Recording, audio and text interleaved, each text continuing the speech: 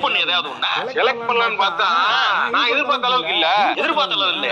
ஒரு எதிர்பார்ப்பு வச்சிருக்கான் போல.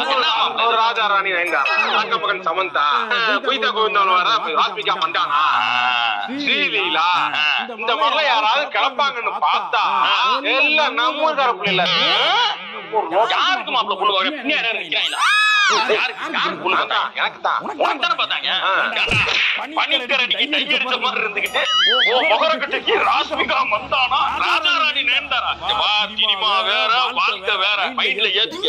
சினிமாவுல ஒரு 1000 பேத்துல இருந்து 100 பேத்தை எக்ஸ்ட்ராக்ட் பண்ணி அதுல அழகான 10 பேத்தை ஃபில்டர் பண்ணி அதுல ஒரு பொண்ணு ஹீரோயினா வச்சு படம் எடுத்துருக்காங்க. அந்த மூஞ்சியுமே மேக்கப் இல்லாம பார்க்க முடியாது. அதை கொண்டு ரியல் லைஃப்ல செட் பண்ணி பாக்குறேன். வர பொண்ணே மேக்கப் போல யோசிச்சு பாரு. ஹீரோயின் தான் மேல இருப்பாங்க. அதை விட்டு என்ன பேச்சு பேசிக்கிறீங்க பைத்தியக்கார பையன் மாதிரி. நீ ஒண்ணும் கவலைப்படாத. மாப்பிள்ள குரங்கு மாதிரி இருந்தா பொண்ணு கிளி மாதிரி கிடைக்கும் அப்படின்னு ஊருக்குள்ள ஒரு இது உண்டு.